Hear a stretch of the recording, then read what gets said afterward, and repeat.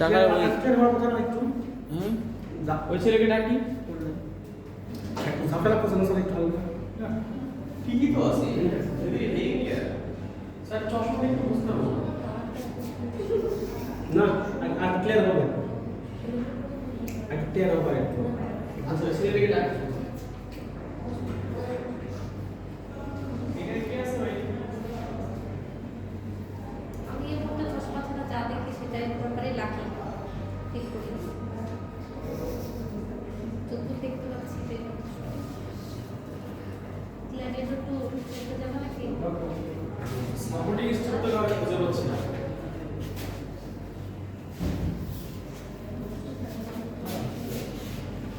লেখা একটু ক্লিয়ার হবে এই হালকা ঝাপসা আছে সেটা ভালো সমস্যা নাই কিন্তু দেখা যায় দেখা যাবে সমস্যা নেই তাহলে আমরা কতক্ষণ মধ্যে শুরু করবো আজকে স্যার শুরু করে দেন শুরু করে দিন স্যার শুরু করে দিকে 4:30 পর থাকা যাবে না আমি এই ডিন স্যার আসতেছে বুঝছেন ডিন স্যার হ্যাঁ তাদেরকে আমাকে বলে তোমাকে কম্পিউটারে বসে করবে না বলো নেক্সট ক্লাস করবে এরপরে ক্লাসে যদি আবার কোনো প্রশ্ন হয় সেটা নেক্সট ক্লাস করবে ঠিক আছে নেক্সট টাকা আমাদের বসাই লাগবে নেক্সট শেষ কোথায় নেক্সট নেক্সট টু নেক্সট সালে বলতে ক্লাস দরকার নাই আপনি রুমে রেস্ট করে রেস্ট না স্যার জানতে হবে আমাকে ফোন দিছিল দুদিন আগে তা আমি ছিলাম আমি ফোনের কাছে ছিলাম না তো এই জন্য রিসিভ করতে পারি শুরু করে দিন এই একশো ভোট মনুল স্যার স্যার শুরু করে দেন শুরু করে দেবো আচ্ছা বিসমিল্লাহ বলে শুরু করুন। আচ্ছা ঠিক আছে আসসালামু আলাইকুম আমরা তো বিগত কয়েকদিন যাবৎ প্রতি বুধবারে ক্লাস করতেছিলাম রিসার্চ রিলেটেড আমরা প্রথম ক্লাস করাইছিলাম হচ্ছে করতেছিলাম রিসার্চ পেপার কীভাবে লিখতে হয় সে সম্পর্কিত তো আজকে আমরা জানবো রিসার্চ পেপার তো শুধু লিখলে হবে না জানলে হবে না এর সাথে আমাদের জানতে হবে কীভাবে পাবলিশ করা যায় এবং চ্যালেঞ্জেসগুলো কী এবং সেটা সলিউশনগুলো কী কীভাবে আসলে সলিউশনগুলো আমার দৃষ্টিকোণ থেকে আমাদের চেষ্টা করবো যেগুলো আমি ফেস করছি বা আমরা যারা ফেস করি ইউজুয়ালি সেগুলো নিয়ে আমরা কী করবো আর কি তো আজকে আমাদের টপিক সিলেক্ট করা হয়েছে যে how to publish research papers in top tyre academic journal top tyre বলা হচ্ছে যে কোয়ালিটি সম্পূর্ণ জার্নালগুলো সেগুলোর কথা বলছি টপ টায়ার যেগুলো এবং এগুলো চ্যালেঞ্জেসগুলো কী আমরা ফেস করবো এবং সেখান থেকে আমরা উতরে যাবো তো আজকে আমরা ক্লাসে আমরা জানবো ইন্ট্রোডাকশন আমরা কিছু ইন্ট্রোডাক্টরি কথা থাকবে হোয়াই কোয়ালিটি পাবলিকেশন আমাদের দরকার টাইপস অফ পাবলিকেশন পিডিএফ জার্নালগুলো কী কী কোয়ালিটি জার্নাল ইন্ডিকেটরসগুলো কী কী how to select a journal কেউ কাছে জার্নাল আমরা সিলেক্ট করবো এবং conclusion or query question answer section প্রথমে আসি যে আমরা জানি যে আমরা টিচিং করি টিচিং পাশাপাশি আমাদের রিসার্চকে টাইম দিতে হয় আমাদের ইনকাম জেনারেশনকে টাইম দিতে হয় আসসালামু আলাইকুম স্যার আজকে একটু কম হয় আসতেছিল বলুন আসতে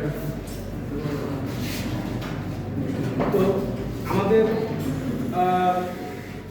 টিচিংয়ের ক্ষেত্রেও সময় দিতে হবে ব্যালেন্স করতে হবে at same time research income generation আমাদের রেপুটেশনের একটা ইস্যু আছে রেপুটেশনটা আমাদের একাডেমিক যেমন টিচিংয়ের মাধ্যমে আমরা করতে পারি অ্যাট সেম টাইম আমাদের পাবলিকেশনের মাধ্যমে করতে হয় অ্যাট সেম টাইম আমাদের অনেকের অ্যাডমিনিস্ট্রেটিভ কাজ থাকে ডিপার্টমেন্টাল সেগুলো আমাদের করতে হয় তো এই সবগুলো নিয়ে আমাদের একটা প্রবলেম সৃষ্টি হয় যে কীভাবে আমরা এই করবো এবং আমাদের ডেটা অ্যানালাইসিসগুলো সেগুলো কিন্তু আমাদের এই কাজের মাঝখান থেকে করতে হবে যে আমরা রিসার্চ করবো পেপার লিখবো ডেটা অ্যানালাইস করবো ডেটা কালেকশন করবো সার্ভে করে ডিজাইন করবো রেসপন্ডেন্টের কাছে আমরা যাবো সবগুলো কিন্তু এর মধ্যেই করতে হবে এই মধ্যেই কিন্তু আমাদের ব্যালেন্স করতে হবে প্রথমে আসে যে কেন আমাদের একটা ভালো মানের একটা কাজ দরকার তো আমরা তো লাস্ট ক্লাসগুলোতে আমরা একটা সার্ভে কোশ্চেনের ডিজাইন করে দেখিয়েছি তারপর সেটা কীভাবে কুড়ি করতে হয় কীভাবে সেগুলো ডেটা সার্ভে করতে হয় ডেটা আনার পর আমরা কীভাবে আমরা এন্ট্রি করবো সেগুলো আমরা লাস্ট ক্লাসগুলোতে দেখার চেষ্টা করছি তো এখন আমরা জানবো যে কেন কোয়ালিটি পাবলিকেশন দরকার আমাদের অ্যানালাইসিস করবো এখন অ্যানালাইসিস তো আসলে আপনার লেভেল থাকতে হবে এখন অ্যানালাইসিস তো অনেক ধরনের করবে আমাদের অবজেক্টিভ বলে দিবে যে আসলে আমরা কীভাবে আগাবো আমাদের অ্যানালাইসিস তো কোয়ালিটি পাবলিকেশনের মধ্যে প্রথম কেন আমাদের দরকার সেটা হচ্ছে একটা ভালো একাডেমিক ডিগ্রি দিতে মানে মাস্টার্স পিএইচডি যে বাইরে সেগুলো আমাদের একটা ভালো কাজ দিবে। আমরা যদি কেউ পিএইচডি করে আবার পোস্ট ডক্টরাল অপরচুনিটি থাকে সেখানে কিন্তু রিসার্চটা আমাদের ভালো কাজ করতে হবে। আমাদের একাডেমিক এক্সামিনেশনের জন্য, প্রমোশনের জন্য, তারপর হচ্ছে রিসার্চ ফান্ড, প্রজেক্ট যাই করি আমাদের কিন্তু আমাদের ভালো পাবলিকেশন লাগবে, ভালো অ্যানালাইসিস করতেই হবে। ভালো অ্যানালাইসিস না করলে আমাদের ভালো মানে আমরা ফান্ড পাবো না। আমরা যে ফান্ডের জন্য অ্যাপ্লাই করবো প্রপোজালে সেখানে কিন্তু আমাদের প্রজেক্ট করতে হবে যে কীভাবে আমরা আমাদের ডাটাগুলো কালেক্ট করবো, কারা রেসপন্ডেন্ট হবে, সাবে কোশ্চেনে আমাদের জমা দিতে হবে, অ্যানালাইসিস করতে হবে, সবই কিন্তু আমাদের এর মধ্যে পড়ে যাবে। কিউএস র্যাঙ্কিং আমাদের ইউনিভার্সিটি আমাদের চিন্তা করলে হবে না, আমাদের ইউনিভার্সিটি র্যাঙ্কিং চিন্তা করতে হয়। কারণ একটা ভালো মানের পাবলিকেশন অথবা ওয়েবসাইট ইন্ডেক্স বোঝায়। ভালো মানের পাবলিকেশন না থাকলে একটা ইউনিভার্সিটি কিউএস র্যাঙ্ক যেতে পারে না। সাধারণত 2024 সালের যে একাডেমিক র্যাঙ্কিং কিউএস র্যাঙ্কিংয়ে পর 5 বছর 100 বা 100 স্কোপার অফারশিপ থাকতে হয় পর 5 বছর উইন্ডোতে, তারপর একটা ইউনিভার্সিটি কিউএস র্যাঙ্কিং এর জন্য অ্যাপ্লাই করতে পারে। তার মানে আমাদের ভালো অ্যানালাইসিস আমরা যাই করি সেটা কিন্তু আমাদের টার্গেট কিন্তু ভালো মানের কাজ। ভালো মানের যদি অ্যানালাইসিস না করতে পারি তাহলে কিন্তু আমাদের কাজগুলো টপ 10 জার্নালে কিন্তু পাবলিশ হবে না। এটা খুবই ইম্পর্টেন্ট। প্রথমে আসি যে আসলে আমরা কি কোয়ান্টিটি না কোয়ালিটি কোনটাকে আমরা প্রাধান্য দেব। যদি আমাদের আর্লি ক্যারিয়ার রিসার্চার হয়ে আমরা, তো অবশ্যই আমাদের রানস অন দ্য বোর্ড আমাদের আগে দেয়ালে পিঠ পাঠানোর জন্য কাজ করতে হবে। তারপর ভালো কাজগুলো আমরা দেয়ালে পিঠে বেঁচে যাবে তখন কিন্তু আমাদের ভালো কাজগুলো করতে হবে। যে কোয়ান্টিটি যদি না দিয়ে আমাদের কোয়ালিটি এবং স্ট্র্যাটেজিগুলো, যেমন আমি লাস্ট ক্লাসে বলতেছিলাম যে বেশি স্টোরি বলতেছিলাম যে কীভাবে আমরা ফেস করি। তো এই লাস্ট ক্লাসে বলতেছিলাম লিটার সায়েন্সে আমি আমার পাবলিকেশন 5 বছরের উপরে এখন ওরা প্রেসে হয়ে গেছে, 5 বছর অ্যাকসেপ্ট হয়ে 5 বছর প্রেসে আছে। তার মানে ইটস এ টাইম কনজিউমিং, যে ইটস এ টাইম আপনাকে সময় দিতে হবে। রিলায়েবল জার্নালগুলো টাইম কনজিউমিং, হুটহাট হবে না, রাতারাতি হবে না পাবলিকেশন। স্পিনার জার্নালে হচ্ছে উইলি আমি আমার এডিটোরিয়াল বোর্ডের কিছু জার্নালের কথা বললাম যে এডিটোরিয়াল পেজে আমরা কী ধরনের প্রবলেমগুলো ফেস করি আমরা আস্তে আস্তে জানবো, আজকে সবগুলোই আমরা জানবো ইনশাআল্লাহ। তো আমরা কিভাবে আগে আমরা ইনফরমেশনগুলো পাবো একটা জার্নাল সম্পর্কে? আমরা গুগল স্কলারে আমরা সার্চ করতে পারি। গুগল স্কলারে আমরা কিওয়ার্ড দিয়ে সার্চ করলে অবশ্যই আমরা আমাদের যে কাজগুলো হচ্ছে ওয়ার্ডে সেগুলো সম্পর্কে আইডিয়া পেয়ে যাবো। একাডেমিক থেকে জানতে পারি, রিসার্চ গেট, ওয়েব অফ সায়েন্সের ক্লিয়ারভেট ওয়েবসাইটে জানতে পারি মাস্টার জার্নালগুলো, মাস্টার জার্নালিস্টগুলো। তারপর রিসার্চার আইডি থমসন রয়টার্স যেগুলো বলা হয়। স্কুপাস আইডি এলসেভিয়ার হচ্ছে স্কুপাস হচ্ছে এলসেভিয়ার একটা সিস্টার কনসার্ন। অর্কিড এটা হচ্ছে অর্কিড আইডি, এটা কিন্তু ভেরি ভেরি ইম্পর্টেন্ট আমাদের জন্য। কারণ এই অর্কিড আইডি হচ্ছে একটা অথর্স আইডেন্টিফায়ার। আপনি যদি একটা অর্কিড আইডি থাকে ভালো মানে জার্নালগুলো চাবে যে আপনি অর্কিড আইডিটা দেন। এটা হলে কি হবে জানেন, আপনার নামে একাধিক নাম না থাকতে পারে ওয়ার্ল্ড ওয়াইড, তখন কিন্তু অথর্স কিন্তু আইডেন্টিফাই করা টাফ হয়ে যায়। তখন যে এই পেপারে স্কুপাস যখন ইন্ডেক্স করে বা ওয়েবসাইট ইন্ডেক্স করে তখন কিন্তু অর্কিড আইডি নাম লিখে জানেন আপনার নাম আরেকজনের নাম আছে তার নামে ওটা ইন্ডেক্স হয়ে যাবে। তখন আপনাকে আবার অথর্স কারেকশনের জন্য অ্যাপ্লাই করতে হবে, একটা প্রবলেম। এই স্কোপাস ওয়েবসাইট ইন্ডেক্সিংগুলো জার্নাল এই ইন্ডেক্সিংয়ের যারা অথরিটি কাছে জানায় তারা ইন্ডেক্সিং করে দেয়। এই জন্য প্রত্যেকের একটা অর্কিড আইডি থাকতে হবে। অর্কিড আইডির এখানে একটা ওয়েবসাইট দেওয়া আছে, এখানে গিয়ে একটা অর্কিড মাস থাকতে হবে। এতে করে কী হবে, আপনাকে খুব ইজিলি স্কোপাস বা ওয়েবসাইট ইন্ডেক্সিং হবে, আপনার পেপার আপনার নামে ইন্ডেক্সিং হবে। অথবা আইথিকগুলো এখানে গেলে আমরা কিন্তু জার্নাল লিস্ট পেতে পারি। তার মানে আমরা এই যে যতগুলো সাইটগুলো বললাম এগুলো হচ্ছে networking place for researcher, professional site. এখান থেকে আপনি জার্নাল আপনার এরিয়ার পেপার সেগুলো আমরা জানতে পারবেন। আমরা পাবলিকেশন করি কোনগুলো? আমরা করি হচ্ছে আমাদের টিচিং ম্যাটেরিয়াল, স্টুডেন্ট প্রজেক্ট বা থিসিস, সেগুলো কিন্তু আমরা পাবলিশ করি। আমরা সাবজেক্ট বা থিওরি পাবলিকেশন করি, কনফারেন্স পেপার করি, জার্নাল আর্টিকেল করি, বুক চ্যাপ্টার বা এডিটোরিয়াল বুক করি এবং সিঙ্গল অথর বুকগুলো আমরা পাবলিশ করে থাকি, যারা অনেকে আমরা করি। পাবলিকেশন অনেক রকমের হয়ে থাকে। আপনি ডিসাইড করতে হবে যে কোন ধরনের আমি করবো।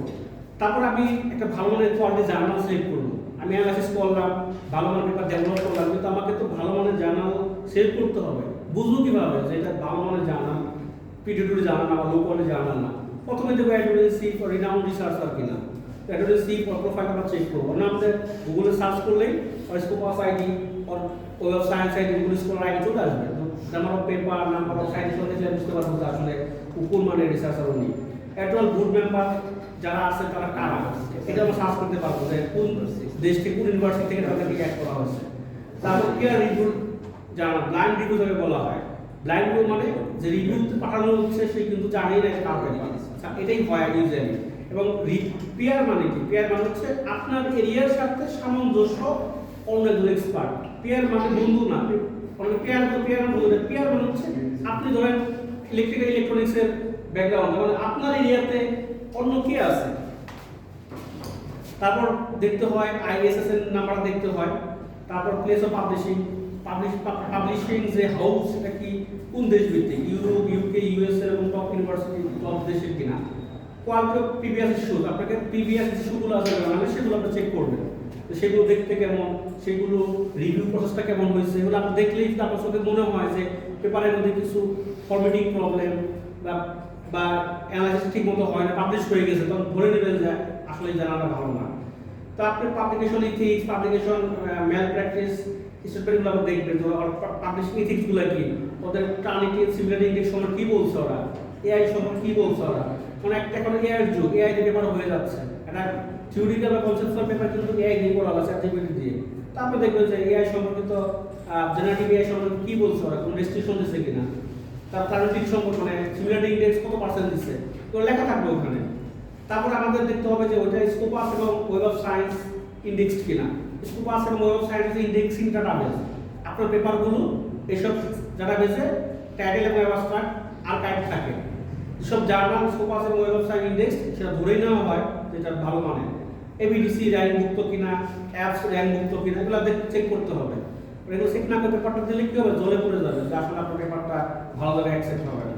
ওয়েব অফ সায়েন্সের হচ্ছে একটা ধাপ আছে, একটা কম্পোনেন্ট আছে, একটা হচ্ছে ইএসসিআই, এসসিআই, এসএসসিআই, এএসসিআই।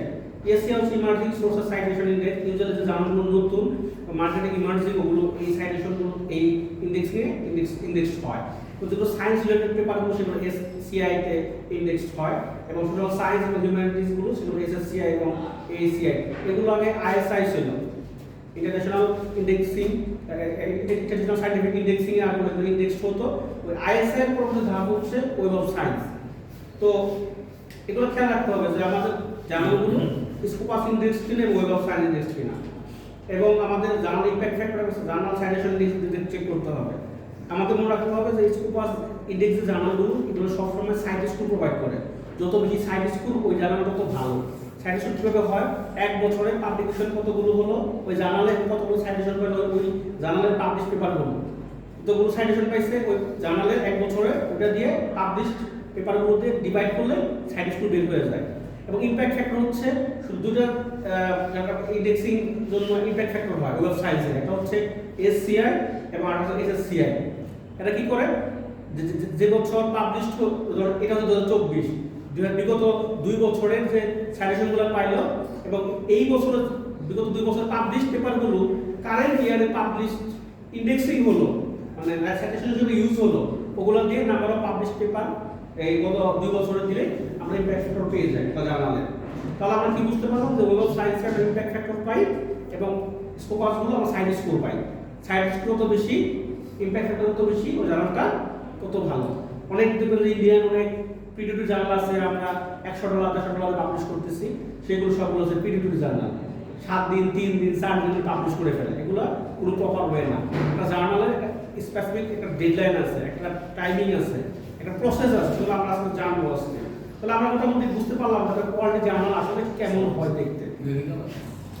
তো ইউজুয়ালি আমরা যখন একটা জার্নাল আমরা কি করি, আমরা অথর একটা পেপার রাইট আপ করে, তারপর সাবমিটস আর্টিকেল ম্যানুস্ক্রাইপ্ট টু জার্নাল, তাহলে কি হয়, জার্নালের যে এডিটর এডিটর সে সেন্ড করে ম্যানুস্ক্রাইপ্ট টু এক্সপার্ট রিভিউয়ারের কাছে, এটা পাঠানো হয় চেক করার জন্য এবং ইভালুয়েট করার জন্য, কোয়ালিটি চেক করার জন্য, এবং রাইটার এবং কনক্লুশন সেটা আনে। তবে এক্সপার্ট রিভিউয়ার সেটাকে রিটার্ন করে ম্যানুস্ক্রাইপ্ট টু এডিটর উইথ তাদের যে সাজেশনগুলো থাকে সেগুলো, weather it is recommended for publication or not. তো পাবলিকেশন হয় তাহলে সে এগুলো কমেন্ট করে যে এক্সপার্ট যে রিভিউয়ার আছে। তারপরে আমি যখন সাবমিট করবো, এটা অ্যাডভার্টাইজিং ইনিশিয়াল স্ক্রিনিং করবে যে এটা ভ্যালিডিটি ঠিক মতো আছে কিনা, এটা গ্যাপ ফাইটিং মতো আছে কিনা, টাইমলি কিনা, জার্নালের স্কোপের সাথে যায় কিনা। ইনিশিয়াল স্ক্রিনিং, এটা একটা নাম হচ্ছে ডেস্ক রিজেকশন, ডেস্ক অ্যাকসেপ্টেন্স। ডেস্কে ইনিশিয়াল স্ক্রিনিং করলে ফার্দার সামটা ম্যাক্সিমাম কিন্তু যা হয় যে আপনি পাবলিশ করলে সেটা রিজেক্ট হওয়ার পসিবিলিটি থাকবে, কারণ আপনার ওই জার্নালের ওয়ার্ল্ড অফ জার্নালগুলোতে হাজার হাজার সাবমিশন হচ্ছে, কিন্তু আপনাকে এই 7,000-এর মধ্যে ঢুকতে হবে। অ্যাডমিন যখন এক্সপার্টরা রিভিউ পাঠায়, তারা এগুলোকে একটু পানি খেয়ে নিই আমি। না, গরম পানি নিয়ে এসে, এখন ঠান্ডা লাগছে। তোমার গরম পানি খেয়ে নিই না, টানা ক্লাস নিচ্ছি তো আমি কিছুদিন তো ঠান্ডা ঢুকতেছি আর কি।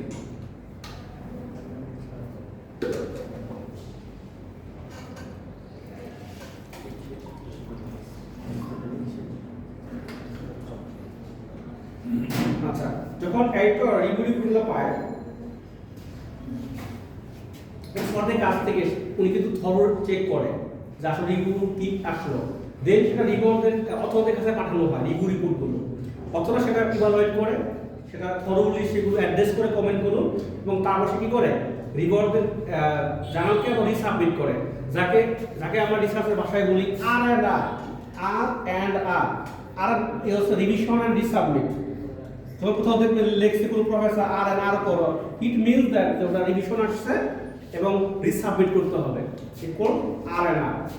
তো পিয়ার রিভিউ প্রসেসে ব্লাইন্ড রিভিউ হয়ে থাকে, অথবা যারা রিভিউয়ার জানেই না যে পেপারটা কার, ইউজুয়ালি এটাই হয়।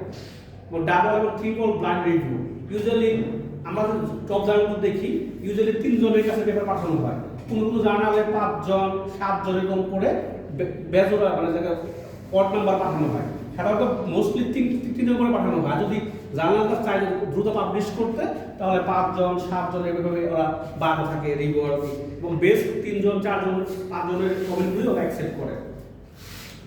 তো সাধারণত ওয়ার্ল্ডের টপ জার্নালগুলো কি কি? ওয়ার্ল্ডের টপ যে পাবলিশিং হাউস, সেগুলো এলসেভিয়ার, সবচেয়ে বেস্ট জার্নালগুলো এখানে পাওয়া যায় এই এলসেভিয়ার পাবলিশিং হাউসে। Springer, Wiley, Taylor and Francis, Sage publisher আছে, এমারেল্ড আছে, আইট্রিপলি, যেগুলো ইঞ্জিনিয়ারিং ডিপার্টমেন্টের পেপারগুলো আইট্রিপলিতে পাওয়া যায়, ইন্টার সায়েন্স এবং আদার্স অনেক পাবলিশার আছে যেগুলো এগুলোর বাইরে। তো আপনারা যখন কোনো পেপার সাবমিট করবেন, এইসব পাবলিশারকে আপনি খুঁজে বের করতে হবে। কে বের করবেন আমরা জানবো। সাধারণত যে জার্নালগুলো আমরা সাবমিট করি, এটা কয়েকটা ধরনের হয়। একটা হচ্ছে limited access journal. Limited access মানে কি, আমাদেরকে বলে দিবে যে পাবলিকেশনের পরে 7 দিন, 1 সপ্তাহ বা 1 মাস আমাদের ফ্রি অ্যাক্সেস দেয় উইদাউট পেমেন্ট, আমাদের পেমেন্ট করতে হয় না বা সাবস্ক্রিপশন করতে হয় না। আমরা লিমিটেড অ্যাক্সেসের মধ্যে সেগুলো আমরা দেখতে পাই, তারপরে পেমেন্ট করতে হয়। ওপেন অ্যাক্সেস মানে কি, জার্নাল আপনাকে কপিরাইট লাগবে না, যে পাবলিশার যে অথর ওকে পেমেন্ট করতে হয়, এপিসি দিতে হয়, বেশিরভাগ এপিসি দিতে হয়, আর্টিকেল কস্টিং, এবং এই চার্জটা হিউজ হয়, $2,000 $3,000 এরকম $4,000 এরকম হয় ওপেন অ্যাক্সেস। এটা একটা ইউনিভার্সিটি ফান্ডিং ছাড়া পসিবল না, কারণ আমার যে স্যালারি, আমার কিন্তু একটা পাবলিকেশন বছরের সবগুলো অ্যাকোমোডেট করলে আমি $4,000 দেওয়া সম্ভব না। আর হাইব্রিড অ্যাক্সেস মানে কি, ওটা ওপেন অ্যাক্সেস এবং সাবস্ক্রিপশন মোড দুটাই ওরা অফার করে। আপনি যদি বলেন আমি ফ্রি অফ কস্টে পাবলিশ করবো, তাহলে কিন্তু আপনার ওখানে পেমেন্ট করতে হবে, ওরা আপনাকে কপিরাইট ফর্ম দিবে, আপনারা অথবা কপিরাইট এক্সচেঞ্জ করবেন, ওরা পাবলিশ করবে ফ্রিতে, পরবর্তী ওরা সিল করবে সেই পেপারটা, কার কাছে সিল করবে, যারা পেমেন্ট করে ওরা করবে। পিটিটির জার্নালগুলো কি কি, এটা সব মোস্ট ইম্পর্টেন্ট। পিটিটির হচ্ছে লো কোয়ালিটি জার্নাল, যেগুলো দ্রুত পাবলিশ হয়, 7 দিন, 2 দিন, 3 দিন, 1 দিন, 24 ঘন্টা। ইন্ডিয়ান জার্নালগুলো পোস্ট করে আপনাদের কাছে $30 $20 দিলেই কোনো রিভিউ লাগে না, সাবমিট করবেন, 2 দিন পরে বলে যে we are happy to মানে inform that your paper has been accepted for publication. এবং এগুলো হয় ইন্ডিয়ান জার্নাল, এবং মোস্টলি আমরা এই কাজগুলোই আলিকিরে রিসার্চাররা এই কাজগুলো করে থাকি, ওদের ফাঁদে পা দেই এবং এটা রিভিউ ছাড়া পাবলিশ হয়ে যায়। এটা খেয়াল রাখতে হবে আমাদেরকে, যে পিটিটি জার্নালে আমরা এই করা যাবে না। তো পিটিটি জার্নাল জানবো কিভাবে, যে এটা লো কোয়ালিটি জার্নাল। এই যে বেল লিস্ট, জেফ্রি বেল নামে একজন বিখ্যাত লোক আছে, 2017 সাল পর্যন্ত উনি কি করতো, লিস্ট করতো যে ওয়ার্ল্ডের কোন কোন জার্নালগুলো পিটিটি জার্নাল লিস্টে আছে। তারপরে উনি আর এটা কাজ করে না, কারণ এটাকে অনেক ক্রিটিসাইজ শুনতে হয়েছে ওনাকে, মানে জার্নাল থেকে ওনাকে নানা রকম অ্যাকশন নিয়েছে ওনার বিরুদ্ধে, এই জন্য উনি আর এটা লিস্ট করে নাই। 17 সালে উনি এটাকে বলে আবার বেল লিস্ট করলে বুঝতে পারে যে বেল লিস্টের মধ্যে আছে কিনা, বেল লিস্টের মধ্যে থাকলে ওটা পিটিটি জার্নাল। তারপরে বুঝবো ডিসিপ্লিন জার্নাল, স্কোপাস লোগো, দেয়ার আছে স্কোপাস লোগো জার্নালের মধ্যে, কিন্তু স্কোপাস ইন্ডেক্স না।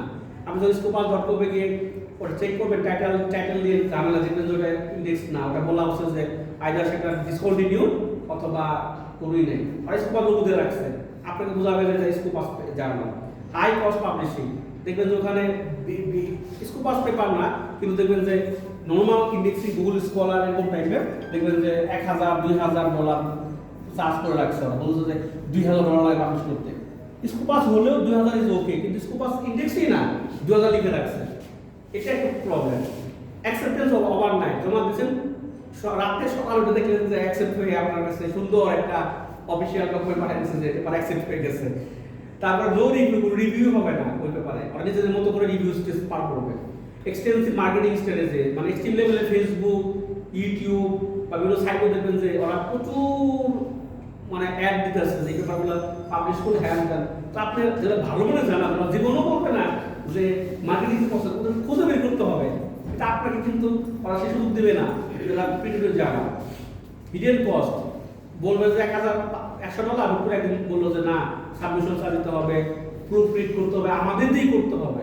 প্রুফ রিড মানে কি পেপারটাকে ইংলিশ ওই প্রফেশনাল টেস্ট করা, ওইটা যেটা অথরকে বলা হয় করার জন্য, এবং আমরা কি করি ইউকে, কানাডা বা ইউনাইটেড কান্ট্রিগুলো সেখান থেকে আমরা এগুলো প্রুফ রিড করে নিয়ে আসি, এবং এটা ওয়ার্ড ভিত্তিক হয়। ইউজুয়ালি যেমন আমি বললাম যে 3500 ওয়ার্ড থেকে 400 ওয়ার্ড, আমি 4000 ওয়ার্ড, এর মধ্যে প্রুফ রিড দিলে $200, $300, $150 এরকম হবে। এবং বিভিন্ন দেশ থেকে আমরা কম পেট্রোল বুকিয়ে আছে এজেন্টের সাথে কাছ থেকে আমরা করে নিয়ে আসি। তারপরে ধরেন মেনি পাবলিকেশন হয়তো বা দেখবেন যে স্কোপ অফ ইন্ডেক্সে ধরলেন, আমি মানুষের থাকা অবস্থা আমার এক কলিগ এসে বললো যে ভাই চলে পাবলিশ করি পেপার, আপনি পেপার দেন, আমি বলে দিচ্ছি $200 স্কোপাস পেপার $200, আজকে দিব 7 দিন পরে পাবলিশ।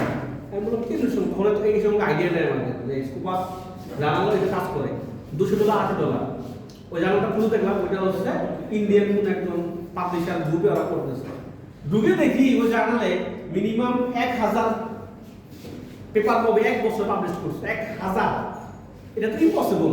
একটা জার্নালের একটা পাবলিকেশনের একটা সংখ্যা আছে, নাম্বার আছে, তো সেখানে 1000 উপরে ওরা লিখে রাখছে 1000 পাবলিকেশন। আজকে তো আমাদের 7 দিন পাবলিকেশন। স্কোপাস জার্নাল জীবনেও $200 আপনি অথেন্টিক জার্নাল করবে না, মানে আইদার 2000 উপরে নয় একদম ফ্রি অফ কস্ট এই কাজগুলো করে।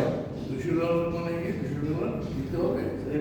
মানে APC article processing charge, article processing charge APC. হ্যাঁ হ্যাঁ, অর্থাৎ তুমি আর্টিকেল দিবা, হ্যাঁ হ্যাঁ, তোমাকে তোমার আর্টিকেল প্রসেস করাতে $200 $200 দিয়ে বলবে যে পাবলিশ করে দেবে 7 দিনের মধ্যে। রিভিউ নাই, কিছু নাই। আপনি কি বলতে পারবেন যে আমি স্কোপাস পাবলিশ করছি, কিন্তু ওই পেপারটাও জার্নাল করছে predatory journal, low quality journal.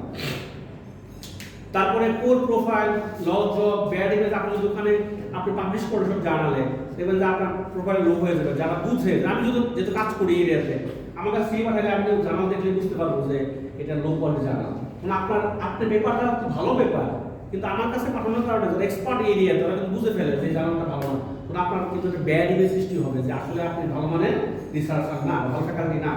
No promotion হবে না, আপনার একাডেমিক ক্যারিয়ার নষ্ট হয়ে যেতে পারে। তারপরে এমন সময় হবে যে পাবলিকেশন সাবমিট করছেন $200 দিয়ে, হুট করে 1 মাস পর দেখলেন যে পেপারটা, সাধারণত কি হয় 6 থেকে 7 সপ্তাহ 8 সপ্তাহ সময় নেয় স্কোপাস ইন্ডেক্স করতে। আপনার পেপার পাবলিশ হয়ে গেলে দেখা গেল যে 6-7 8 সপ্তাহের মতো হচ্ছে না।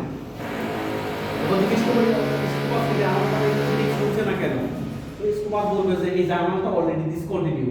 কারণ কি, বছরে ধরুন এপ্রিল, জুন বা সেপ্টেম্বর, অক্টোবর এসব 2-3বার করে স্কোপাস অডিট করে এসব জার্নাল আমাদের দেখছি স্কোপাস জার্নালে আসলে প্রপারলি হ্যান্ডেল হচ্ছে কিনা।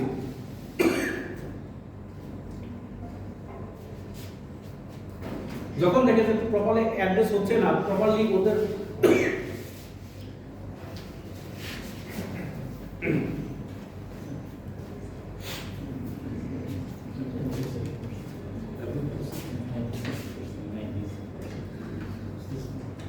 প্রপারলি যখন অ্যাড্রেস হয় না, তখন কিন্তু ডিসকন্টিনিউ করে দেয় স্কোপাস, তখন কিন্তু আপনার পেপারটা স্কোপাস ইন্ডেক্স হবে না।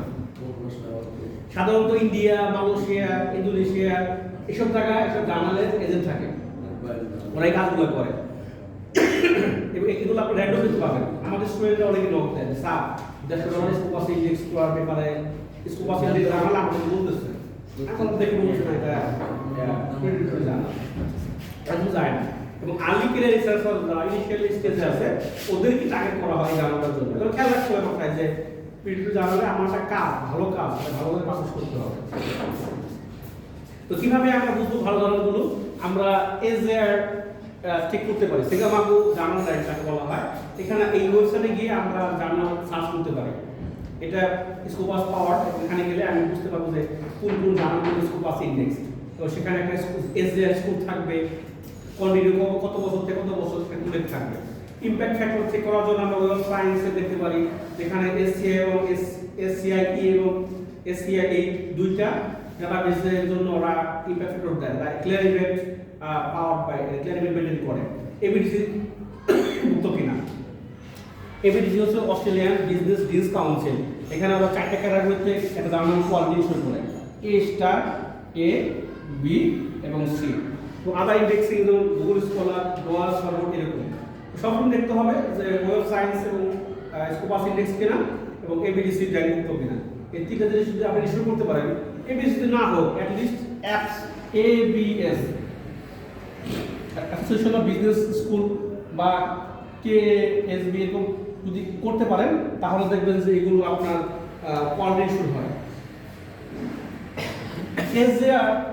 যে ব্যাপারগুলো এগুলো কেন এটা আপনাকে শুরু করবে যে স্কোপাস ইন্ডেক্স এজিআর মানে স্কোপাস ইন্ডেক্স জার্নালটা রিলায়েবল এবং good to depend on that নিশ্চিত আপনি ওটার উপর ডিপেন্ড করতে পারেন।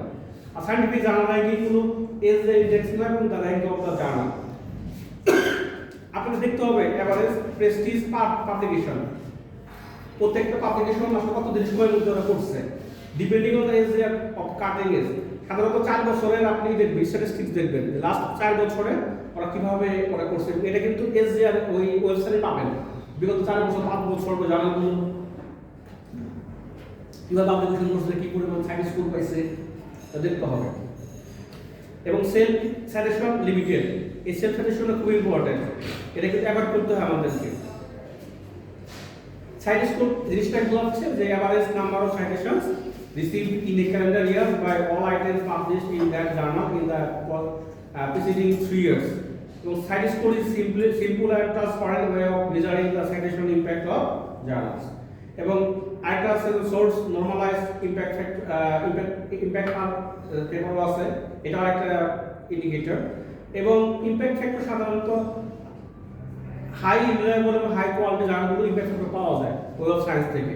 এবং এটা এভারেজ সাইটেশন পাবলিকেশন দেখবেন যে খুবই রেয়ার, এত সহজেই পাওয়া যাচ্ছে না। এবং অ্যাভেলেবল জার্নাল হোমপেজ এবং জার্নাল সাইটেশন রিপোর্টে আপনি এগুলো পাবেন। এবং ক্লারিভেট অ্যানালিটিক্সে গেলেও এই জার্নালগুলো লিস্ট পাবেন আপনারা। এবং মোর দ্যান প্রায় 90% জার্নাল যেগুলো স্কোপাস ইন্ডেক্স ওগুলো ওয়েব অফ সায়েন্সও আপনি খুঁজে পাবেন। এখন বলি যে এবিডিসি জিনিসটা কি। এবিডিসি হচ্ছে অস্ট্রেলিয়ান বিজনেস ডিলস কাউন্সিল, যারা জার্নাল কোয়ালিটি ইনশিওর করে এবং ওরা 4টা ক্যাটাগরিতে করে ইনশিওর করে। একটা হচ্ছে এ, যেমন এ স্টার হাইয়েস্ট কোয়ালিটি বলা হয়, এ হচ্ছে হাই কোয়ালিটি, বি হচ্ছে মিডিয়াম এবং সি হচ্ছে লো। সাধারণত 7.4% অ্যাবভ সেগুলো হচ্ছে এ স্টার।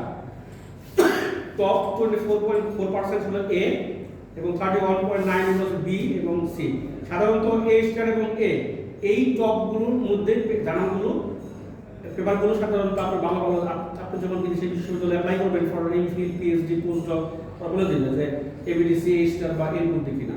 আপনি এগুলো এবিডিসি জার্নাল এই ওয়েবসাইটে গেলেই আপনি এটা জার্নাল হিসেবে পেয়ে যাবেন। এক্সেল ফাইল দিবে অথবা একটা উদাহরণ একটা ডায়লগ বক্স 2022 সালে ওরা আপডেট করছে, আগে এক্সেল ফাইল দিত, ওখানে আমরা জার্নালগুলো যে জার্নাল কাজ করব ওখানে সার্চ করলে ওরা জার্নাল বলতো যে এটা খুঁজে পাইতো, বলতো যে হ্যাঁ এখন এটা লিস্টেড, না পাইলে বলতো এটা লিস্টেড না। এটা আপনারা এবিডিসি ওয়েবসাইট গেলে আপনি পেয়ে যাবেন এই জার্নাল লিস্টগুলো। হাউ টু সিলেক্ট জার্নাল, কিভাবে সিলেক্ট করব? প্রথমে take into consideration the type of article you would like to publish. আপনি আসলে কোন ধরনের পাবলিকেশন আপনার, ওটা কি ফুল লেন্থ মানে অরিজিনাল আর্টিকেল না লেটার টাইপের না রিভিউ না রিসার্চ আউটপুট শুধু। ক্রিয়েট এ চেকলিস্ট, আপনাদের একটা চেকলিস্ট ক্রিয়েট করতে হবে। এটা journal is best fit to my paper, আপনার পেপারটাকে আসলে জার্নালের স্কোপের সাথে যায় কিনা এটা জার্নালের ওই স্কোপের সাথে দেখতে হবে। কারণ আপনার পেপার ইঞ্জিনিয়ারিং, আপনি বিজনেস ম্যানেজমেন্টে জার্নাল লিখলে হবে না। আপনি ইলেকট্রিক্যাল ইঞ্জিনিয়ারিং আর আপনার পেপার সিএসসি ডিপার্টমেন্টের আন্ডারে অথবা কোনো অলগোরিদম বা মেশিন লার্নিং, তখন আপনার জার্নালটা মেশিন লার্নিং রিলেটেড জার্নালে খুঁজতে হবে। দেখতে হবে স্কুপগুলো যায় কিনা, কন্টেন্ট ওখানে জার্নালের যে পেপারগুলো আছে সেগুলো আসলে আমার কাছে যায় কিনা, রেট অফ অ্যাকসেপ্টেন্স ম্যাক্সিমাম ভালো জার্নাল লেখা থাকে অ্যাকসেপ্টেন্স রেট কত 7% 10% লেখা থাকে, যে আপনি 100টা পেপার যদি রিভিউতে যায় তারা 5 7 10 এরকম লেখা থাকে, বেশি আর অ্যাকসেপ্ট করবে না, জার্নাল ওয়েবসাইটে লেখা থাকে। পয়েন্ট অফ জার্নাল ইস্যু করতে হলে আমাকে কি করতে হবে, web of science, Scopus, apps, ABDC এগুলো দেখতে হবে। এবং নট পিডিটরি, যদি জার্নাল লো কোয়ালিটি হয়, এটাকে বললাম যে দ্রুত পাবলিকেশন হয়, রিভিউ হচ্ছে না, publication charge high, normal publication, এই ধরনের পিডিটরি জার্নাল না হয়, এটা খেয়াল রাখতে হবে আপনাকে। সাধারণত জার্নাল কিভাবে আমরা খুঁজে পাবো, জার্নাল গাইড যেমন journalguide.com, এখানে গেলে আপনি ওখানে একটা আপনার পেপারের টাইটেল, পেপারে অ্যাবস্ট্রাক্ট দিলে ওরা আপনাকে আপনার পেপারের সাথে মানে রিলেভেন্ট জার্নাল খুঁজে বের করে দেবে। আপনি যদি জার্নাল ফাইন্ডার, এই যে এলসিবিআর জার্নাল ফাইন্ডার আছে, জার্নাল সাজেস্ট আছে, ওয়েবসাইটে গিয়ে স্পিকারের জন্য গেলে আপনাকে ওরা বলে দিবে যে input your title, input your abstract দিলে ওরা আপনার পছন্দ আপনার পেপারের সাথে সামঞ্জস্য রেখে জার্নাল খুঁজে দেবে। তো আমরা এক্সপেরিয়েন্সগুলো শেয়ার করবো সাধারণত, যে আমার যারা ফ্রেন্ডস আছে, সুপারভাইজার আছে, তোমাদের কাছে অ্যাডভাইস দেবো, কারণ আমি সব এক্সপার্ট না। আমার সুপারভাইজার বা বন্ধু আছে বা কলিগ আছে, তারা আমার এরিয়াতে হয়তো আরো ভালো সম্পর্কে আইডিয়া আছে। এবার সাবমিশনের ক্ষেত্রে আমি চেষ্টা করবো ওদের সাথে কথা বলার জন্য, যে আমি এই ধরনের পেপার আমি কোথায় দিতে পারি, ওরা হয়তো আপনাকে একটা গাইড দিবে। স্কলার্স আর already publish on it, which you already to them. অথবা একটা জায়গায় আপনি চাচ্ছেন পাবলিশ করতে, ওই জায়গায় আপনার একটা বন্ধু অথবা ফেসবুক বা লিঙ্কডইনের মধ্যে মাধ্যমে জানতে পারছেন যে সে ওখানে পাবলিশ করছে, তার কাছে খোঁজ নেন যে আসলে জানাটা কেমন হতেই পারে। চারটা যেটা হয়, have your own list for journals, you have to update it so as you know new journal like before table. তো আপনাকে আপনার পেপারের জন্য সম্ভাব্য জার্নাল সিলেক্ট করবেন, লিস্ট করবেন কোন জার্নালে আপনার যে ইন্টারেস্ট আছে সেগুলো কোথায় পাবলিশ করা যায়।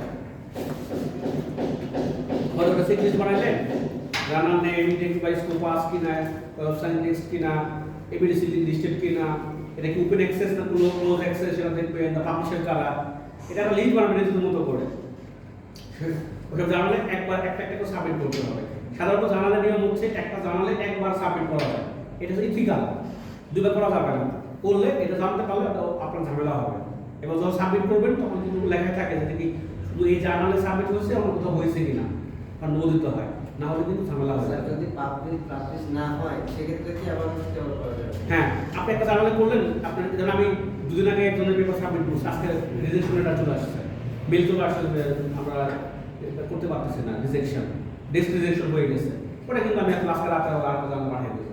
আমার পেপার এমনও হয়েছে, 30টা জার্নালের রিজেকশন খাইছি, একদম ডেস্ক রিজেকশন 30টা জার্নালে। আমার লিস্ট দেখলে যে একদম জার্নালের লিস্ট করা 31টা বার জার্নালে গিয়ে সেটা অ্যাকসেপ্ট হয়েছে, মানে এটা Q1 হয়েছে। তার মানে আমার জার্নালটা আমি 31টা জার্নাল থেকে পাইলাম 30 বার, আমি কিন্তু র্যান্ডমলি কিন্তু সেটা ইমপ্রুভ করছি। কি কমেন্ট আসবে তো, অবশ্য কমেন্ট দিবে এডিটর বা রিভিউয়াররা, সেগুলো ইমপ্রুভ করে আস্তে আস্তে ইমপ্রুভ করতে করতে একটা জার্নালে গিয়ে ওটা অ্যাকসেপ্ট হয়ে যাবে। হতাশ হওয়া যাবে না যে আমার পেপারে একটা জার্নাল বলছেন আমি কেন আরেকটা করবো না, আপনাকে করতেই হবে র্যান্ডমলি, আপনাকে ধৈর্য হারাও হলে চলবে না। কিভাবে আমরা করব, আমরা চাইলে যে আমাদের পেপারের মধ্যে যে রেফারেন্সগুলো থাকে আমাদের, আমরা ইউজ করি, পেপারে সাইটেশন করি, ওই জার্নালের ওই রেফারেন্সে কাজে দেখবেন যে আমাদের পেপারের সাথে ওই জার্নালে একটা কানেকশন থাকতে পারে। রেফারেন্স লিস্টে দেখলেন যে আমি কয়েকটা জার্নাল দেখছি যেগুলো টপ টিয়ার জার্নাল, টপ টিয়ার ভালো মানের জার্নাল, ওগুলো আমরা সাইট করবো। যখন আমরা পেপার সাইট করব, মাথায় রাখতে হবে সবসময় টপ জার্নালগুলো সাইট করতে হবে আপনার পেপারে। হয়তো বা স্কোপাস Q1 বা Q2 জার্নালের পেপার সাইট করবেন, বা এবিডিসি, এ স্টার বা এইসব জার্নালের পেপার সাইট করবেন আপনার পেপারে।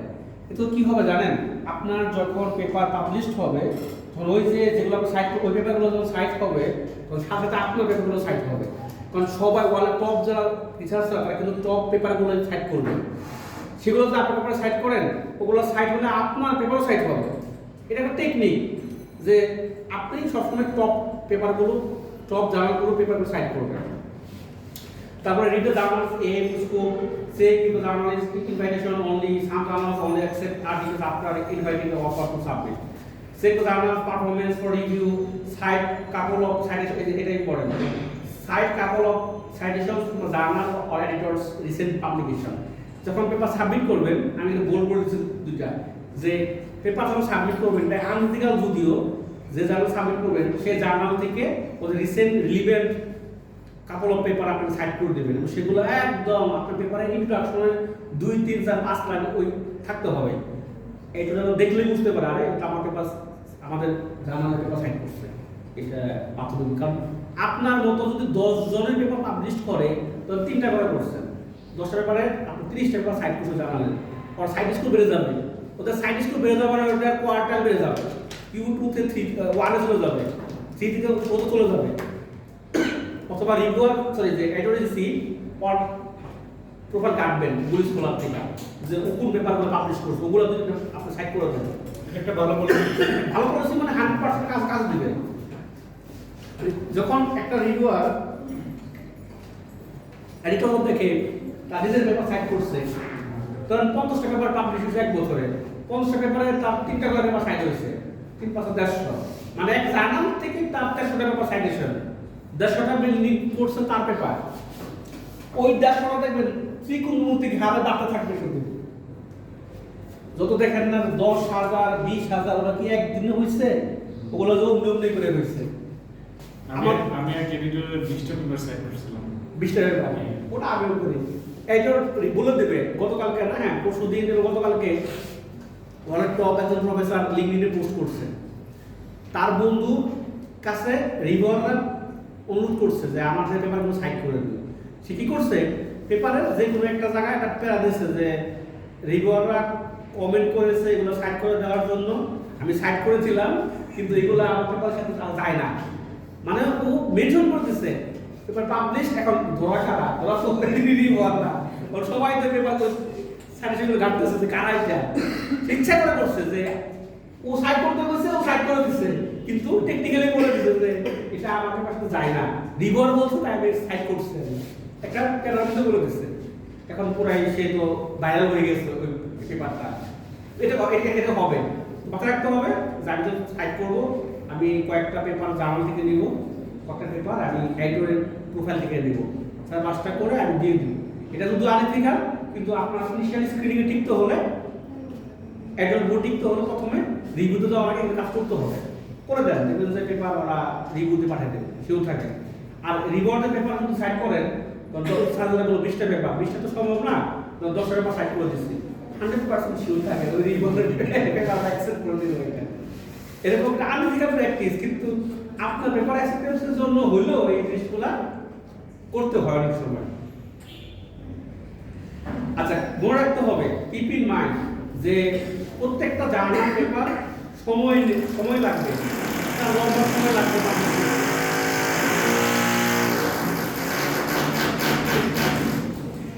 There will be slow failures and failures. আমি এই পেপার সাবমিট করছি 2010 টাকা পাইছে,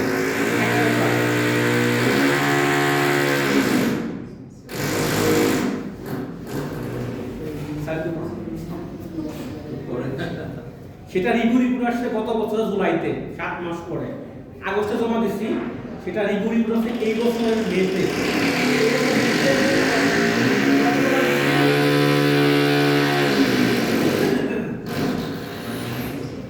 তো এরকম লম্বা সময় লাগে procedure, review process. B busy with your topic, energetic হতে হবে, ফোকাস হতে হবে, প্রলিফিক হতে হবে, কন্ট্রোল ওয়ার্কলোড বাড়বে, এবং গুড জার্নালিজম আর্ট, এটা একটা আর্টের মধ্যে পড়ে যাবে। যখন আপনি শিখে যাবেন যে কিভাবে একটা ভালো জার্নাল সেট করা যায়, সেটা কিন্তু আপনার কাছে প্রথমে কাজে দেবে। এবং be careful of editor journal, এগুলো খেয়াল রাখতে হবে, কোন লো কোয়ালিটি জার্নাল সেগুলো আমরা খেয়াল করতে হবে। এখন আমরা আসি post studying publication in academic part department. আমরা কিভাবে আমরা কাজগুলো করব আমাদের ইন্ডিভিজুয়াল লেভেলে, কালটিভেটিং রিসার্চ কালচার। আপনারা বিভিন্ন ডিপার্টমেন্টে আছেন, কারণ এখানে তো ডিফারেন্ট ডিসিপ্লিন থেকে আসা। তারপর ডিপার্টমেন্টের স্টুডেন্ট এবং যারা কলিগ আছে ওদের সাথে কোলাবরেশন করে দেবেন, আপনাদের সাথে বাইরের বিশ্ববিদ্যালয়ের প্রফেসরের সাথে কথা বলবেন, আপনার ইউনিভার্সিটি ডিপার্টমেন্টে একটা রাইটিং ওয়ার্কশপ দিলেন, অথবা একটা রিসার্চ কালচার প্রজেক্ট হয় এগুলোকে বললেন আপনার স্টুডেন্টদেরকে যেগুলো কনভার্ট করে তোমরা পেপারে পাবলিশ করো। এভাবে করে রিসার্চ কালচার ডেভেলপ করতে হবে। ওদের ডেভেলপমেন্টের মাধ্যমে আপনি কিন্তু ডেভেলপ হয়ে যাবেন। আপনি কাজ করতে হবে, মেন্টরশিপ প্রোগ্রাম, অথবা আপনার ডিপার্টমেন্টে একজন শিক্ষক ভালো রিসার্চ পারে, তার সাথে কথা বললেন, আপনি হয়তোবা আপনার যেহেতু শিক্ষকের সাথে স্টুডেন্টের সাথে কোলাবোরেট করলে তারা কাজ করতে চায়, মেন্টরশিপ প্রোগ্রাম দিয়ে দিলেন। বাইরে যে মূল জানে আমাদের মেন্টরশিপ প্রোগ্রাম ছিল, আমরা বাইরে পড়াশোনা করছি, আমাদের সিনিয়র বড় ভাই, ডিপার্টমেন্টের বড় ভাই, তারা আমাদের মেন্টরশিপ দিত। এই মেন্টরশিপ প্রোগ্রাম দেবেন। রিসার্চ তো অনগোয়িং প্রসেস, কিন্তু বেশি জানলে একটু কম জানবে, কিন্তু সেটা যেন সবাই জানে। রিসার্চ অপরচুনিটিস দিতে হবে সবাইকে, রাইটিং ওয়ার্কশপ আর রিসোর্সেস দিতে হবে, এবং কোলাবোরেশন এন্ড কো-অথরশিপ আপনি নিজে করবেন, সাথে আপনার স্টুডেন্টকে আপনি নেবেন, সাথে আপনি বিদেশি বিশ্ববিদ্যালয়ের সাথে।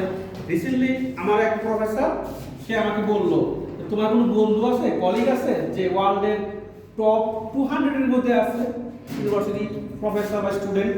আমি বললাম কেন? তাহলে আমাকে কমিউনিকেট করে দাও, আমি তার সাথে কাজ করতে চাই। কেন?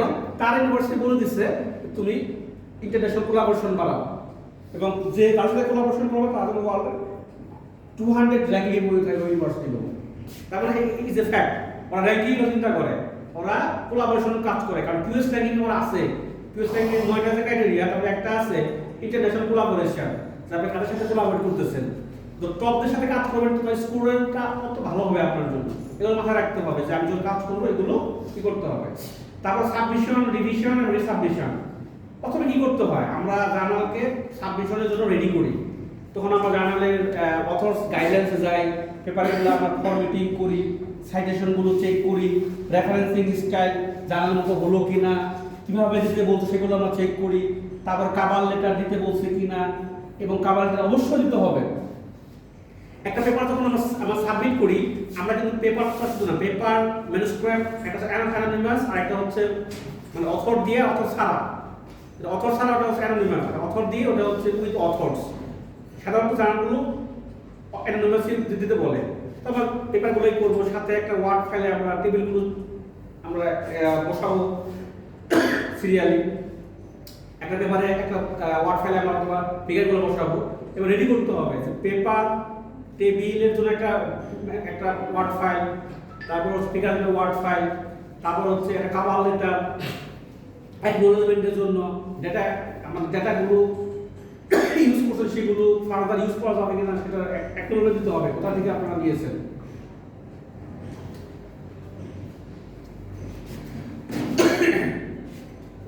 আমরা একটা কাভার লেটার দেখি, দেখতে কেমন হয়। এটা কাভার লেটার খুবই ইম্পর্টেন্ট আপনার রিসার্চের জন্য। এটা কাভার, এখানে একটা কাভার লেটার আমি লিখছি অ্যাডভার্টাইজিং পড়াবো। সাবজেক্ট আমি একটা পেপার সাবমিশন করলাম, এটা টাইটেল দিলাম, তাকে তখন বললাম যে এই পেপারটা কনসিডার করতে বললাম, ধরে আমরা সেক ওপেন এটা পাঠাইছে। তারপরে বলতে হয় একটা প্যারাগ্রাফে যে আসলে কেন, এটা উদ্দেশ্যটা কি, আমার যে ultimate objective of the study সেটা বলতে হয়। একটা প্যারাগ্রাফে আমি সেটা বলে দিলাম, সেখানে আমি বললাম যে উদ্দেশ্য কি, আমি সার্ভে করেছি, সেটা কারা ছিল, মেথডটা বলছি আর কি।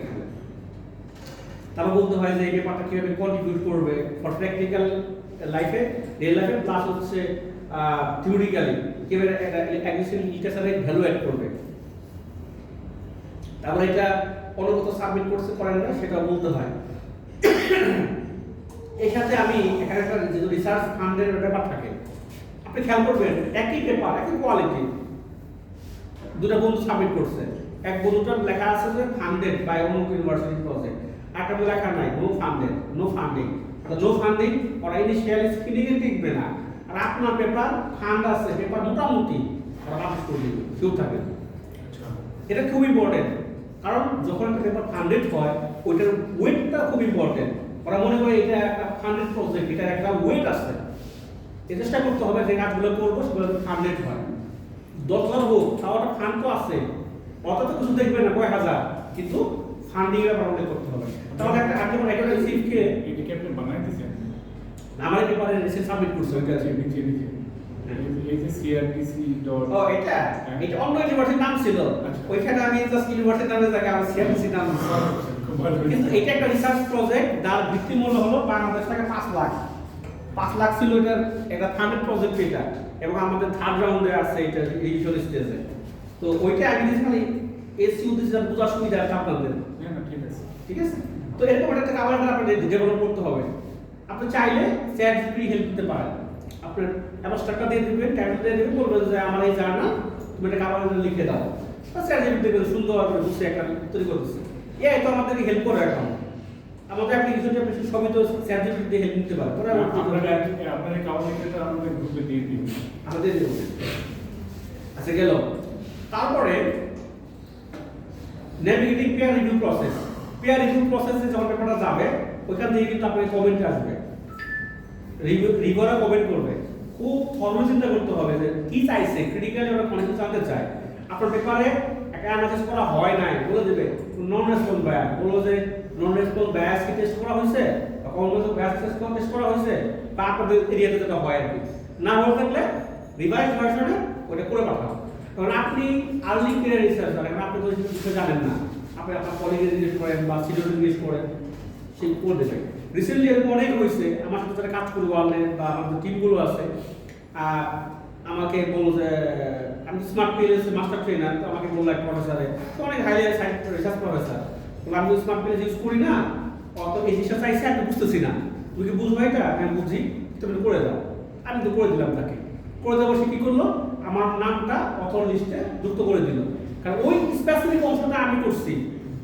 আমাকে এই অ্যাড্রিনাল এই স্টেজে কেউ যদি নতুনত্ব কন্ট্রিবিউট করে তার কিন্তু রাইট আছে ওই পেপারে অথরশিপে ঢোকা। এবং এই কারণে জানলে রিভিশন স্টেজে আপনাকে একটা ফর্ম পাঠিয়ে দেয়, তাকে বলা হয় authorship change form. Authorship change ফর্মে আগে কি ফর্মেট ছিল, অথরদের সিরিয়াল, পরবর্তী রিভিশন স্টেজে আবার যদি চেঞ্জ হয় ওটা দিতে হয়। এবং প্রত্যেকটা অথরের কাছ থেকে পারমিশন সিগনেচার লাগে যে আমাদের কোনো সমস্যা নাই অথর যুক্ত করার ক্ষেত্রে, এটা ইথিক্যাল। কিন্তু এখন অথরের কোনো কন্ট্রিবিউশন নাই, সে এসে বললো তোমার আমি 200 ডলার দিব, তোমার নাম ঢুকে দাও, আপনি তার নাম ঢুকে দিয়ে আপনি পাবলিশ করে দিলেন। কিন্তু যদি ধরা খান পেপারটা কিন্তু ওখান থেকে ওরা কিন্তু উইথড্র করে ফেলবে এডিটর ইনসিপ দ্রুত, এটা মাথায় রাখতে হবে। রিভিশন আর রিসাবমিশন, ঢাকা ইউনিভার্সিটির দুজন টিচার 3 বছর আগে মনে আছে আমি আর হ্যাঁ হ্যাঁ হ্যাঁ হ্যাঁ শিকাগো ইউনিভার্সিটির একটা পেপার দিয়ে বসে কমিশন বিশাল খুব পরে তো মাইনাস করে দিল। মাইনাস করে দেবো। রিভিশন বুঝলাম, প্রত্যেকটা জিনিস আমাদের পুঙ্খানুপুঙ্খভাবে অ্যাপ্লাই করতে হবে। রেসপন্সেস টু রিভিউয়ার, আমি কিভাবে রেসপন্স করবো রিভিউয়ারদের কাছে। আমি আপনাকে দুইটা এটা দেখাচ্ছি, আমার কাছে আছে। যেমন এটা একটা রিভিউয়ার কমেন্ট, এটা একটা রেসপন্স লেটার টু রিভিউয়ার। এখানে আমরা কি করি, এখানে ধরেন আমি একটা বক্স করছি যে সাজেশন করছি যেগুলো আমরা পেয়েছি রিভিউয়ারদের কাছ থেকে, আর এখানে আমি অথরস রেসপন্স, আমার রেসপন্সটা কি এই কোয়েরির বিপরীতে, এবং সেল দ্য ম্যানুস্ক্রিপ্ট, ম্যানুস্ক্রিপ্টে কোথায় আমি পরিবর্তন করছি বলতে হবে না, রিভার চেক করবে যে আইদার আপনারা ট্র্যাক চেঞ্জ করে করবেন অথবা একটা কালার চেঞ্জ করবেন। ট্র্যাক চেঞ্জ মানে আমরা ট্র্যাক চেঞ্জ করি না ওয়ার্ড ফাইলে, ওটা করে করবেন। যদি এটা না করতে পারেন তাহলে আপনি যে অংশটুকু রিভিশন করবেন সেগুলো একটা নির্দিষ্ট কালার ইউজ করবেন। আমি তো ব্ল্যাক রেগুলার, তো আপনি একটা গ্রিন করলেন, একটা কালার ইউজ করলেন, বা একটা রেড কালার করলেন, ওগুলো দেখলেই আপনি বলতে হবে তখন এই যে চেঞ্জ দ্য ম্যানুস্ক্রিপ্ট, যে আমার রেড কালার আমি যেগুলো সেগুলো আমার রিভিশন, তারপর বুঝতে পারবেন যে ব্ল্যাক। তাহলে এভাবে আমরা একটা রেসপন্স লেটার আমরা তৈরি করতে পারি। যদি এরকম মনে হয় আরেকটু সহজ এরকম একটা লেটার তৈরি করতে পারেন, dear reviewer we please to resubmit our manuscript for publication, যার নাম দিবেন পাবলিক মারবেন, এখানে একটু ওয়েল দিতে হবে, কারণ বুঝবো কিভাবে। তারপর ধরেন আমি response to reviewer 1, comment 1, comment আসছে, এটা কমেন্টটা বসাইছি রেসপন্স 1, তার মানে কমেন্ট 1 এর বিপরীতে আমার রেসপন্স 1, কমেন্ট 2 এর বিপরীতে আমার রেসপন্স 2। এভাবে করে আপনি একটা করে আপনি অ্যাড্রেস করবেন, যখন সাবমিট করবেন ওরা বলে দেবে, আইদার আপনি বলবেন একটা বক্স দিবে, ডায়লগ বক্স, এখানে তুমি পেস্ট কপি পেস্ট করে দাও, অথবা বলবে যে এগুলো আলাদা সার্টিফিকেটের ফাইল হিসেবে আপলোড করে দাও, এগুলো রিভিউয়ারে যাবে। এটা ভালো জানার একটা বড় একটা গুণ। আচ্ছা গেল। তারপরে এক্সারসাইজিং প্যাশেন্স এন্ড পারসিভারেন্স, এটা মাল্টিপল রিভিউ স্টেজ হবে। ভালো জানালে দেখবেন যে 2-1টা না 8টা 10টাও হয়। আমার একটা পেপার 5টা রাউন্ড হয়েছে, রিভিউ স্টেজ 5 বার হয়েছে, পাঠাইছি 5 মাস 6 মাস করে হচ্ছে একটা কমেন্ট, আবার দিছে আবার কমেন্ট, 5 বার 6 বার হয়েছে। আপনাকে শান্ত থাকতে হবে যে একটা ভালো জানালে কয়েক বছর লেগে যায় স্কোপ অফ পাবলিকেশন করতে, তো বলা 5 বছর 6 বছর লেগে যায়, 7-8 বছর লেগে যায়। ওই দেখলাম একজন 14 বছর লাগছে, 14 বছর শুধু রিভিউ স্টেজ। আপনি বলতে পারেন যে ডেটাগুলো কি ভ্যালিড থাকে, রিলেভেন্স থাকার কথা না, তার কথা না, কিন্তু ওরা ওই জানালেন একটা ক্রাইটেরিয়া, যদি এটা ঠিক না, কারণ আপনি 14 বছর পর যদি বলেন পেপার রিজেক্টেড, তাহলে কি হবে ওইটা? 8-10টা রিভিউ করে বলেন রিজেক্টেড, এটা একটা কি প্রবলেম না? এটা নিয়ে অনেক রিসার্চাররা প্রফেসররা একমত এবং তারা এখানে কাজ করতেছে যে কীভাবে একটা পেপার দ্রুত সময়ের মধ্যে পাবলিশ না হোক, আগে রিজেকশনটা আগে বলে দাও, কিন্তু তুমি 5 বছর পর যদি বলো পেপারটা আমি কী করবো? এবং কোভিডের সময় পেপার আপনি অ্যাডাপ্ট করছেন, কোভিড সম্পর্কিত ওই সময় এটা হট টপিক। এখন যদি কোভিড নিয়ে কাজ করেন, কাজ হবে? পাবলিশ করে সাবমিট করছেন, 3 বছর পরে বলেন কয়েকটা রাউন্ড পরে যে রিজেক্টেড, রিভিউয়াররা বলে রিজেক্টেড, তাহলে ওই পেপারে তো কোনো কাজ নাই। ওইটা আপনি পাবলিশ করবেন কোথায় এখন? আপনি আমার তো কোভিড শেষ হয়ে যাচ্ছে কবে? It's a fact. Culmination in final submission, যখন আপনি কাবাল লেটার দেবেন, রিভিশন এবং সাবমিশনগুলো সুন্দর করে করবেন, তারপর সেগুলো আমি আপনাকে একটা পেপার দেখাবো না একটু পরে, রিভিশন হিসেবে আমরা কীভাবে ডেভেলপ করি।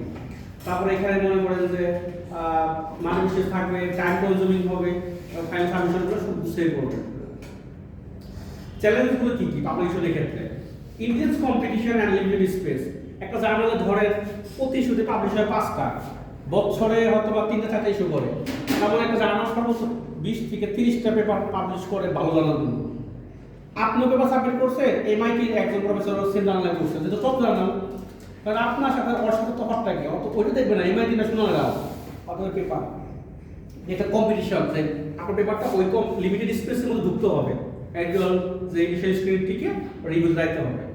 Rigorous peer review process, peer review প্রসেসে অনেক ধরনের কমেন্ট আসবে আপনার, তুমি এটা করো, হ্যান্ড করো, ত্যান করো, টাইমলি করতে হবে, বুঝতে হবে, না বুঝতে কষ্ট করবো একজনকে, কিন্তু কমেন্ট আসছে আপনি অ্যাডজাস্ট করেন নাই, ওই কিন্তু আবারও পাঠাবে আপনার কাছে।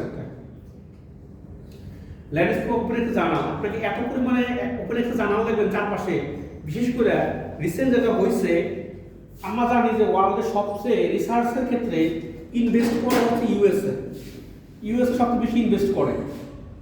এটাকে টেক্কা দিয়ে কয়েক বছরের ঘটনা, ইরান মাঝখান থেকে উঠে গেল, যে ওরা টপ রিসার্চ ফান্ড দিল। এখন এরা টপ কেয়ার চাইনিজ ইউনিভার্সিটিগুলো টেক্কা দিল ইউএসকে, যে কোনোভাবেই আমাদের উপর দিকে যাইতে হবে। এজন্য ওরা কী করলো, ওরা চাইনিজ ইউনিভার্সিটি কী করলো, এমডিপিআই জার্নাল আছে না, এমডিপিআই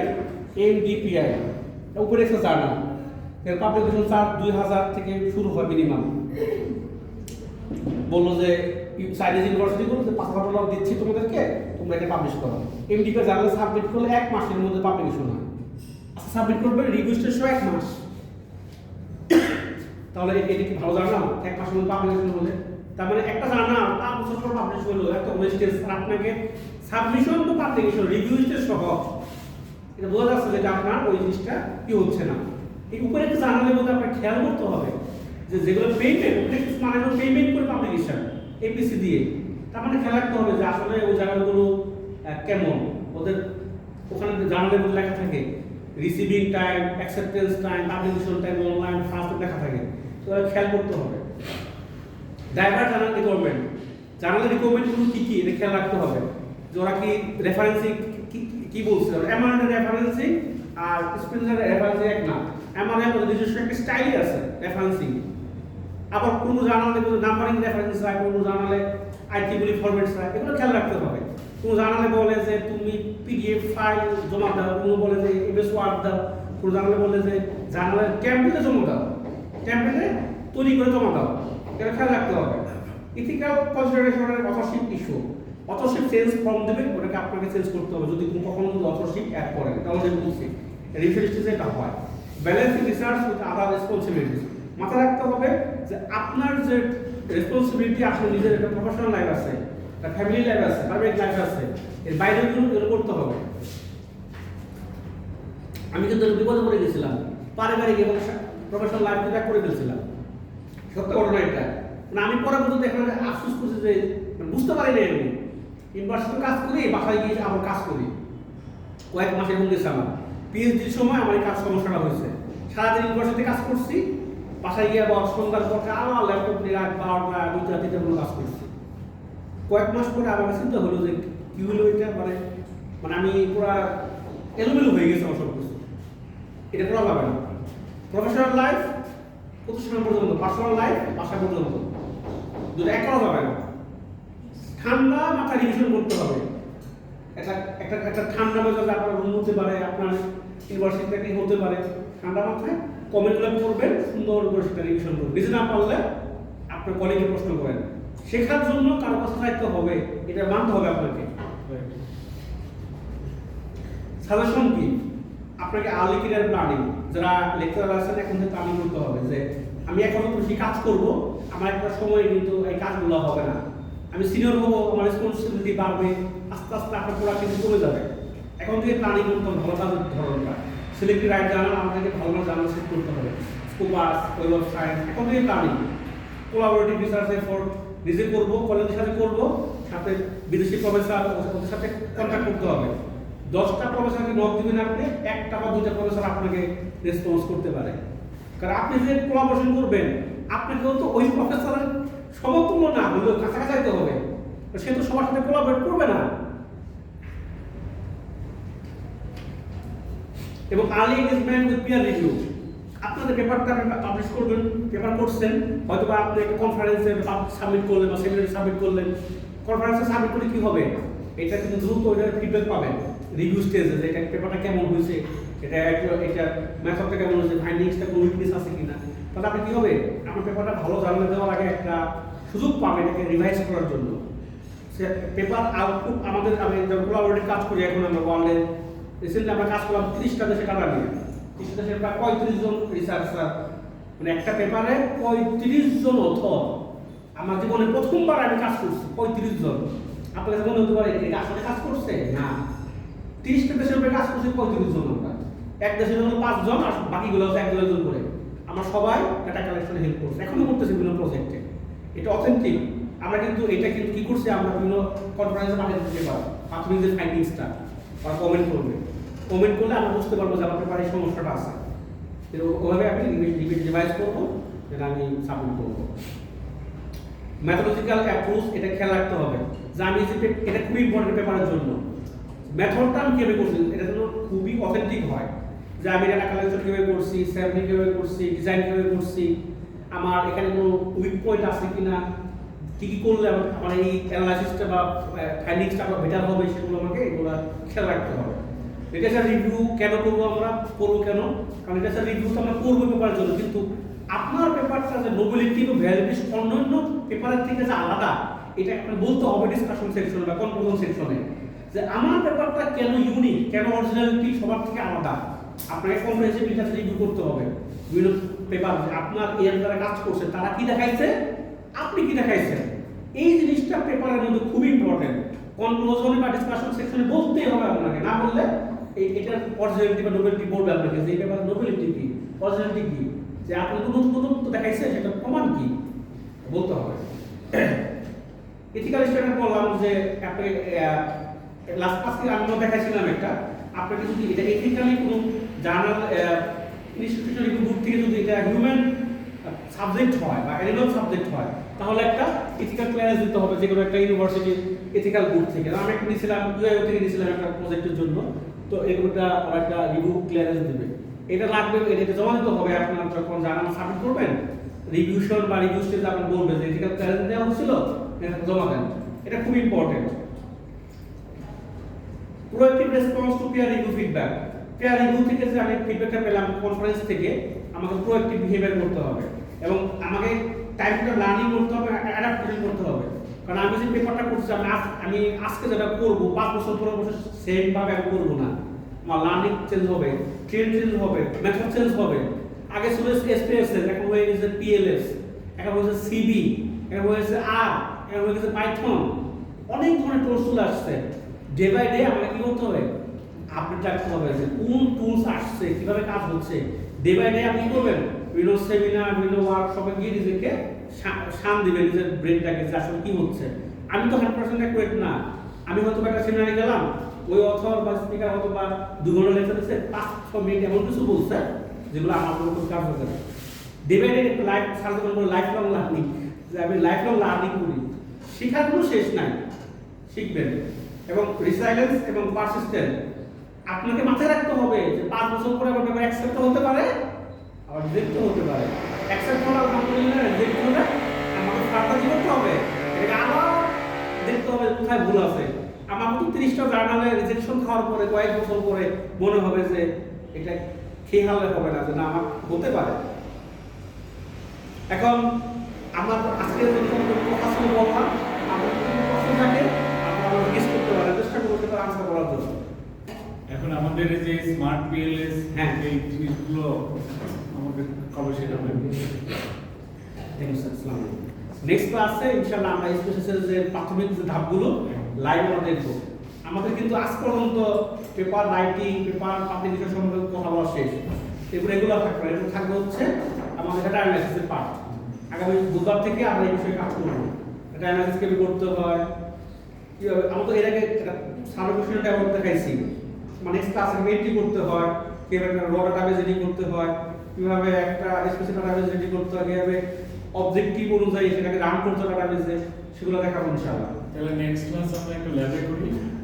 হ্যাঁ, করতে পারেন, করতে পারেন। যদি আপনার আজকে আপনাদের কোনো প্রশ্ন আছে আমাদের বিষয় নিয়ে, আপনারা কিছু বুঝতে পারছেন আমার কথাগুলো? আমি ঠান্ডা লাগছে, মানে আমার গলা খুবই খারাপ আজকে। স্যার জি, অনেক সময় দেখি যে বিভিন্ন জার্নাল আছে যারা হচ্ছে ফ্রিতে অনেক পাবলিকেশন করে। হ্যাঁ হ্যাঁ, এটার বিষয়ে আপনার আচ্ছা। যেমন আমি অনেক জার্নালে একটা বোর্ডে আছি আর ফ্রি অফ কস্টে পাবলিশিং করে। এর কারণ কি? যেমন Google scholar, only Google scholar জার্নালে ইন্ডেক্স করে, ওরা পাবলিকেশন করে ফ্রিতে। ওদের লাভ কি? ওরা তো জানেন, ওরা করে কি 2 বছর বা 3 বছর বা 4 বছর পর ফ্রিতে পাবলিশ করবে। এই 2 বছর অথবা 3টা করে ইস্যু করছে, 9টা ইস্যু 12টা ইস্যু করছে। ওই 3 বছর পর স্কোপ আছে বা ওয়েব সায়েন্সে অ্যাপ্লাই করবে। অ্যাপ্লাই করলে স্কোপ আছে ওয়েব সায়েন্সে যখন অ্যাপ্লাই করবে, ওরা কি চেক করবে? ওই জার্নালের কোয়ালিটি চেক করবে, যে আসলে জার্নালটা কোয়ালিটি ইনশোর করছে কিনা। এই জন্য ওরা ফ্রি অফ কস্টে আপনার কাছ থেকে ভালো মানের পেপার নিয়ে নিচ্ছে, নিয়ে 2 বছর বা 3 বছর পর ওরা ওয়েব সায়েন্স বা স্কোপ আছে অ্যাপ্লাই করতেছে। অ্যাপ্লাই করে যখন scope of web science index হয়ে যাবে, তখন কিন্তু আবার চার্জ করবে, টাকা পয়সা দিলে $2,000-3,000 চার্জ করবে। কিন্তু প্রাথমিকভাবে ওরা করবে না, কিন্তু একটা সময় করবে। এটা হয় সেক্ষেত্রে আমার পেপারের ভ্যালু তো কম। না, আপনার ভ্যালু হবে না, আপনার সুবিধা আছে এখানে। ফ্রি অফ কস্টে পাবলিশ করলেন, 3 বছর 4 বছর পরে ওই পেপারটা দেখবেন যে স্কোপ অফ ইন্ডেক্স হয়ে গেছে। আমার হয়েছে এরকম, 2019 সালে পাবলিশ করছে একটা জার্নালে, 2023 সালে সেখানে ইন্ডেক্স হচ্ছে স্কোপ আছে। কারণ তখন ওটা ফ্রিতে পাবলিশ করছি, তখন ওটা স্কোপ আছে ইন্ডেক্স হয় নাই, তো সেখানে ইন্ডেক্স হচ্ছে স্কোপ আছে, ওরা কিন্তু পাবলিকেশন ফ্রি